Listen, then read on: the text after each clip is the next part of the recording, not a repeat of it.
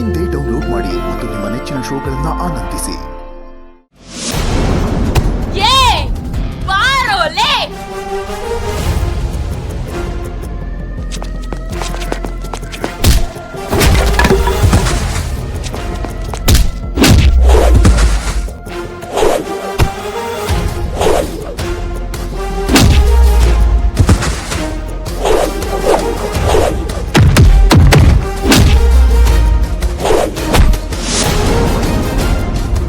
ಕ್ಷಮಿಸಿ.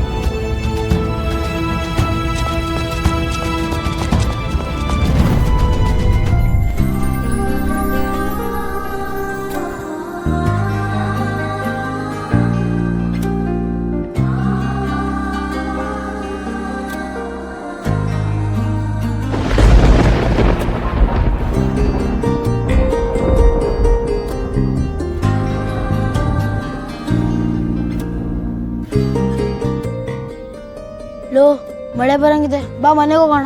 ನಡಿ.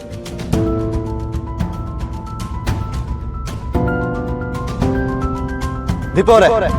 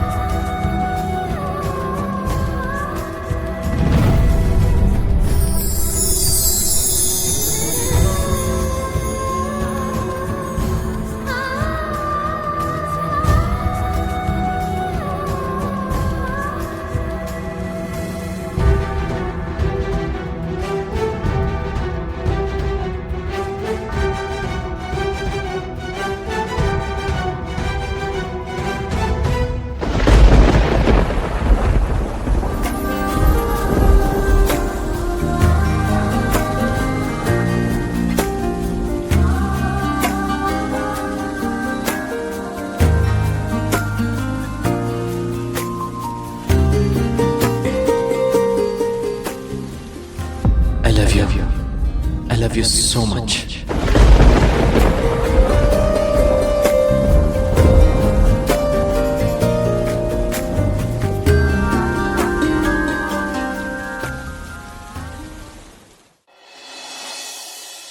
ನಂಗೆ ಹೊಸ ಬಟ್ಟೆ ಸಿಕ್ತು, ನೋಡ್ರು ನೋಡ್ರು.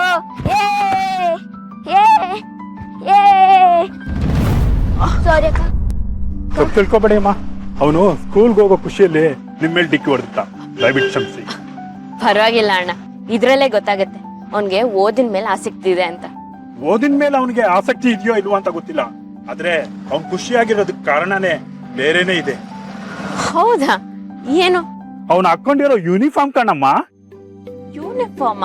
ಊರಿಗೆ ಒಬ್ರು ಹೊಸಬ್ರು ಬಂದಿದ್ದಾರೆ, ಅವ್ರು ನೋಡೋದಕ್ಕೆ ಎಷ್ಟು ಚಂದಾನೋ ಅವ್ರ ಕೆಲ್ಸಾನು ಅಷ್ಟೇ ಅಚ್ಚುಕಟ್ಟು. ಹೌದಾ? ಅಂತದೇನ್ ಮಾಡಿದ್ರು? ಅವರು ಊರಿಗೆ ಬಂದಾಗ್ಲಿಂದ ಏನೇನೋ ಒಳ್ಳೆ ಕೆಲ್ಸಗಳು ಮಾಡ್ತಿದ್ದಾರೆ. ನಿನ್ನೆ ನನ್ ಮಗ ಯೂನಿಫಾರ್ಮ್ ಅರ್ಧೋಗಿದೆ ಅಂತ ಅಳ್ತಿದ್ದಾಗ ಅವರು ನಾನೇ ಹೊಸ ಯೂನಿಫಾರ್ಮ್ ಹೊಲ್ದ್ಕೊಡ್ತೀನಿ ಅಂತ ಅಂದಿದ್ರು. ಕೊಟ್ಟ ಮಾತ್ನಂತೆ ರಾತ್ರಿ ಎಲ್ಲ ಕಷ್ಟಪಟ್ಟು ಹೊಸ ಯೂನಿಫಾರ್ಮ್ ಹೊಲ್ದ್ಕೊಟ್ಟಿದ್ದಾರೆ ನೋಡಿ.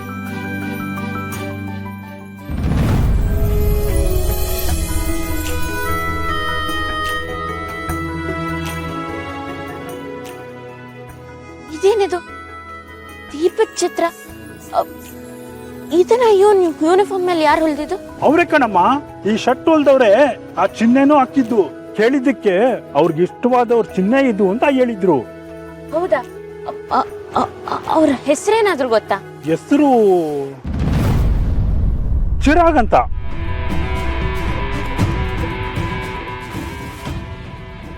ಚಿರಾಗ್ ಅಂತನಾ? ಹೌದಮ್ಮ, ಸಿಟಿಯಿಂದ ಇಲ್ಲಿ ಬಂದು ಏನೇನೋ ಕೆಲ್ಸಗಳು ಮಾಡ್ತಿದ್ದಾರೆ. ಇನ್ನೂ ಒಂದು ವಿಷಯ ಗೊತ್ತೇನಮ್ಮ, ಇದನ್ನ ಹೊಲ್ದಿದ್ದಕ್ಕೆ ದುಡ್ಡು ಕೂಡ ತಗೊಂಡಿಲ್ಲ ಅವರು. ಈಗ ಅವ್ರು ಎಲ್ಲಿ ಸಿಗ್ತಾರೆ? ಆ ದೊಡ್ಡ ಮರ ಇದೆಯಲ್ಲ, ಅಲ್ಲೇ ಸಲೂನ್ ಅಂಗಡಿ ಓಪನ್ ಮಾಡ್ಕೊಂಡಿದ್ದಾರೆ.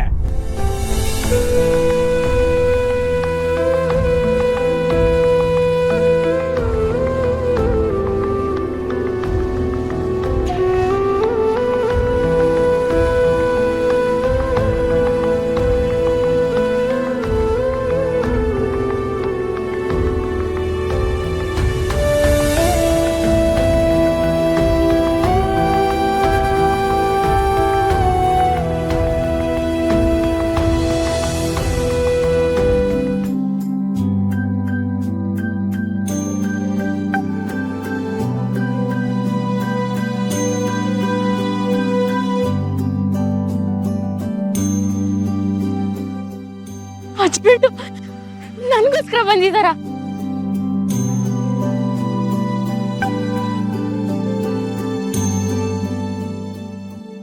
ಅವ್ರನ್ನ ನೋಡ್ಬಿಟ್ಟು ಮಾತಾಡ್ಸಿದ್ರೆ ಸರಿ ಹೋಗಲ್ಲ. ಅವ್ರಲ್ಲಿ ಬಂದಿದ್ದಾರೆ ಅಂದ್ರೆ ಅವರೇ ಬಂದು ಯಾಕೆ ನನ್ನನ್ನು ಮಾತಾಡ್ಸಿಲ್ಲ? ಅವ್ರನ್ನ ಕೇಳ್ತೀನಿ.